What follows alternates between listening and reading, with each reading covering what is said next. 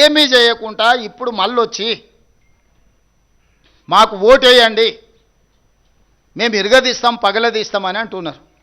జరసేపటికి ఏంటని ఒకరో ఇద్దరు గెలిచారు అనుకో. ఇప్పుడు కేసీఆర్ గెలిచిండు, ప్రతిపక్ష నాయకుడు అయ్యండి, ఎప్పుడన్నా సభకు వచ్చిండా? నాయకుడే ఎట్లుంటే కిందోళ్ళు ఎట్లుంటారు? రేపు వీళ్ళు వస్తారా మున్సిపాలిటీకి?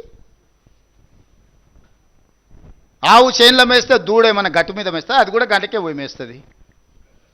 తీసుకుంటుండు, ప్రతిపక్ష హోదా తీసుకున్నాడు, క్యాబినెట్ ర్యాంక్ పవర్ ఎంజాయ్ చేస్తున్నాడు, ప్రభుత్వం నుంచి అన్ని వసతులు పొందుతున్నాడు. ఒక్కసారి కూడా సభకు రాలే. ఒక సమస్య మీద చంద్రశేఖరరావు గారు ప్రతిపక్ష నాయకుడిగా పని చెయ్యలేదు. ఇది మీ కళ్ళ ఎదుటనే జరుగుతున్న విషయం కదా. మిగతా వాళ్ళు వచ్చినా కూడా సభను ఎట్లా నడవకుండా అడ్డుకోవాలనే ప్రయత్నం చేస్తుంది తప్ప సభలు ఏమైనా విషయాలు ప్రస్తావించారా? ఇన్నిసార్లు శాసనసభ జరిగితే రేపు మున్సిపాలిటీలో అప్పితప్పి ఆడొగరు ఈడొగరు ఎవరైనా కౌన్సిలర్లు కార్పొరేటర్లు గెలిస్తే వీళ్ళు ఆ మున్సిపాలిటీలలో జరిగే అభివృద్ధికి వీళ్ళు సహకరిస్తారా? బీఆర్ఎస్కి అసలు అర్హత ఉన్నదా ఓటు అడగడానికి? 23లో అధికారం పోయి 24 పార్లమెంటులో గుండుసున్న వచ్చి 25లో సర్పంచ్ ఎన్నికలలో చావు తప్పి కన్నులొట్టబోయి ఈ పరిస్థితిలో అహంకారం, విషము, విద్వేషపూరితమైన ప్రసంగాలు, రెచ్చగొట్టే మాటలు స్థాయికి మరిచి చూస్తుంటే మా ఈగల్ టీంకు చెప్పాల్సి వచ్చేటట్టుంది.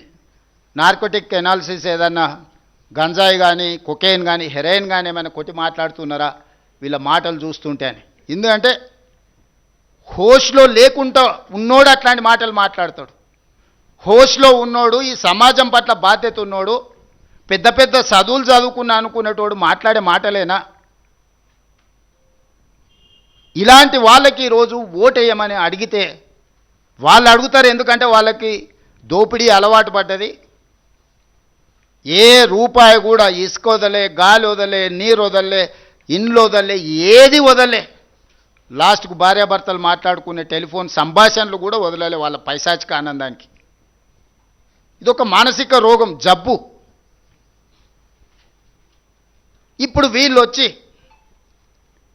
ప్రతిపక్షాలను, జడ్జులను, జర్నలిస్టులను, సినిమా తారల్ని, భార్యాభర్తల్ని ఎవరిని వదలలే వీళ్ళ పైశాచిక ఆనందంగాని. ఒక మానసిక రోగంతో, ఒక ఉన్మాదంతో టెలిఫోన్ ట్యాపింగ్ని అడ్డం పెట్టుకొని వ్యాపారస్తుల ఫోన్లు ట్యాపింగ్ చేసి వాళ్ళని బెదిరించి 100 కోట్ల రూపాయల ఎలక్టోరల్ బాండ్స్, 100 ఎకరాల భూములు రాయించుకున్నారని విచారణలో విస్తుపోయే విషయాలు బయటకు వచ్చినాయి.